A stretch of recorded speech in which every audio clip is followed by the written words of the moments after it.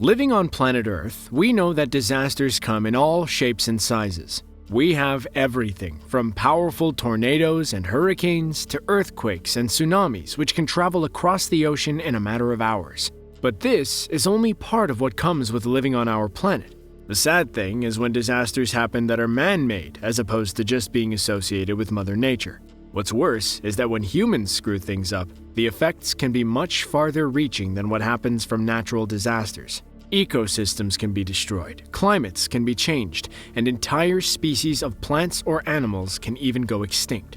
From devastating nuclear accidents to catastrophic oil spills, here are 5 man-made disasters that cost billions. We tend to think of nuclear power disasters being a problem for other countries and not for America. However, that wasn't the case on March 28, 1979, at a place known as 3 Mile Island. This was a nuclear power facility located near Middletown, Pennsylvania. Early that morning, the plant experienced a failure of the secondary non-nuclear section of the plant. Either a mechanical or electrical failure prevented the main feed water pumps from sending water to the steam generators that remove heat from the reactor core. This caused the reactor itself to automatically shut down. Luckily, there were enough safety measures put into place that were kept in good working order. However, not everything went as planned. Steam that built up in the reactor ended up getting released into the plant, resulting in some radiation poisoning to the workers. The NRC conducted detailed studies of the accident's radiological consequences, as did the Environmental Protection Agency and other government entities. Studies revealed that around 2 million people in the surrounding area had radiation affect them. Thankfully, it was not anywhere close to being a lethal dose, but the damage had already been done. After everything calmed down, cleaning crews were able to get most everything back to its original state. However, this incident was enough to cause the plant to shut down. Cleanup took 12 whole years and cost right around $1 billion. It was a morning just like any other. January 28, 1986. On this day, NASA was planning to launch a space shuttle like they had done many times before. However, this specific launch was of particular note, as it was the first time that NASA was sending civilians into space. There was a lot of hype around this event, and that morning, the nation watched closely. As the shuttle took off, crowds cheered. Then, about 73 seconds into the launch, the shuttle exploded, raining debris into the ocean all along the Florida coast. Everyone on board was killed. A subsequent investigation was done to determine exactly what caused the deadly explosion. As it turns out, the unusually cold weather at Cape Canaveral was the culprit. The solid rocket booster that was used to propel the shuttle into space had an O-ring that failed. As the temperatures grew cold at night, the O-ring became brittle, unable to stay intact during the taxing launch. It ended up failing, resulting in burning gas from within the booster to leak out, causing the explosion. After such a violent event, all hope was lost for the survival of the crew. However, as salvage teams went to collect the pieces of the shuttle from the ocean floor, the bodies of the crew were also discovered. As it turns out, they all survived the explosion, but being so high up, there was no way to protect themselves from the fall that followed. The total cost associated with this tragic disaster is estimated to be around $3.2 billion. Ships are not the only vessels that you'll find in the sea. With the oil industry being as strong as it is, many countries have oil rigs set up off the coast of their shores. These huge structures weather everything from rough seas to hurricanes, all while drilling deep below the ocean floor for oil. But disasters reach a new scale when you mix technology with geology. In 2010, 41 miles off the coast of Louisiana, the oil rig Deepwater Horizon was drilling as normal when a blowout occurred. This is where a large pocket of methane gas rushed from the underground well up through the pipes, causing an explosion and fire on the rig. After burning for more than a day, the rig sank. 11 people died. The environmental impact was even more severe, with the equivalent of 8,000 barrels of oil spilled into the sea per day. This disaster at sea came with a price tag of nearly $65 billion. Oil spills at sea are always more costly than average wrecks at sea. The disaster of the Deepwater Horizon oil rig was an example of the worst-case scenario for environmental disasters in regards to financial cost.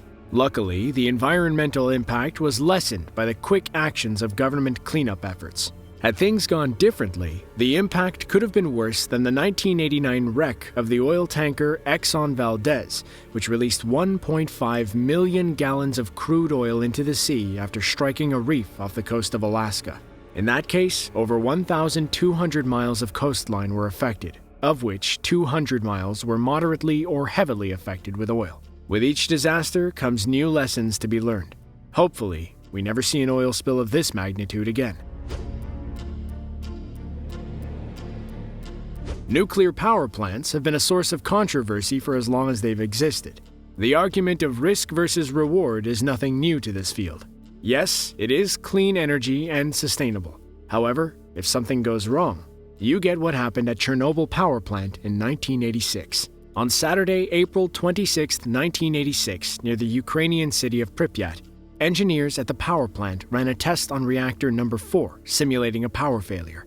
It was intended to aid in the development of safety procedures concerning water circulation in the reactor. This simulation lasted about 1 minute, but during this time, the power dropped to nearly zero. Rushing to control the unexpected drop, the operators were able to restore partial power. This put the reactor into an unstable condition. As the operating instructions did not provide details about this type of scenario, the operators continued with the electrical test. This triggered a reactor shutdown, but a combination of unstable conditions and reactor design flaws caused an uncontrolled nuclear chain reaction instead. The sudden energy released vaporized the cooling water and resulted in a steam explosion that blew the roof off the reactor. With the reactor core exposed, it caught fire, releasing radioactive contaminants into the air. This fire continued to release radiation for days until the fire was finally extinguished on May 4th. Radiation contaminated surrounding areas and even drifted into other countries. To this day, the area is still uninhabitable. After years of investigations, sometimes hindered by the communist Soviet Union, it was found that there was a significant flaw in the design of the control rods that were inserted into the reactor to slow the reaction. The bottom of each rod was made of graphite instead of the neutron-absorbing boron carbide. Additionally, the rods were 4.3 feet shorter than they were supposed to be. Because of the graphite tips, neutron-absorbing water was displaced, which actually sped up the reaction. So, unknown to the operators, the control rods did more damage than good. Once all was said and done, the total economic cost of the Chernobyl disaster is estimated to be around $235 billion.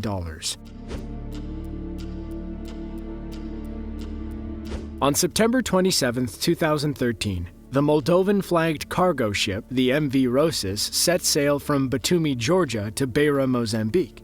On board, they were carrying a cargo of 2,750 tons of ammonium nitrate, an incredibly explosive substance that is typically used in fertilizer. During its trip to Mozambique, the cargo ship was forced to dock in Beirut due to ownership and financing issues. As the ship was waiting in the port, the company went bankrupt. Knowing they would not be getting paid, the crew abandoned the ship, leaving everything on board. Fast forward to August 4, 2020, and the ship remained in the port, abandoned for almost 7 years. Its cargo had since been confiscated by the authorities and stored in a warehouse by the water.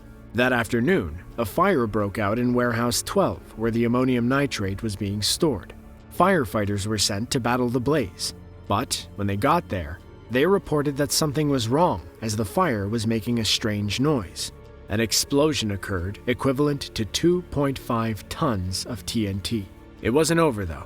About 35 seconds later, a second and much larger explosion happened. It was so powerful that it was felt over 150 miles away. Video footage captured from hundreds of phones all across the city showed a massive shockwave followed by a red-orange cloud in the air. The fire was not under control until the next day. By that time, over 7,500 people had been injured, 210 people had been killed, and $15 billion of property was damaged. It was an event that shocked the world, considering how close it was to such a major city. Serious questions were raised as to how so much explosive material was allowed to be stored in such unsafe and improper conditions for so long. Between various factors, the total cost associated with this disaster is estimated to be well over $15 billion. When humans are involved, it is crazy to see exactly how bad things can go. Some of our most crowning achievements can explode and crumble in a split second, turning even the most revolutionary thing into a source of financial liability. To see another video just like this one, be sure to click the link on screen now. Trust me, you won't want to miss it. If you're new here, be sure to subscribe for more. And with that, we'll see you in the next one.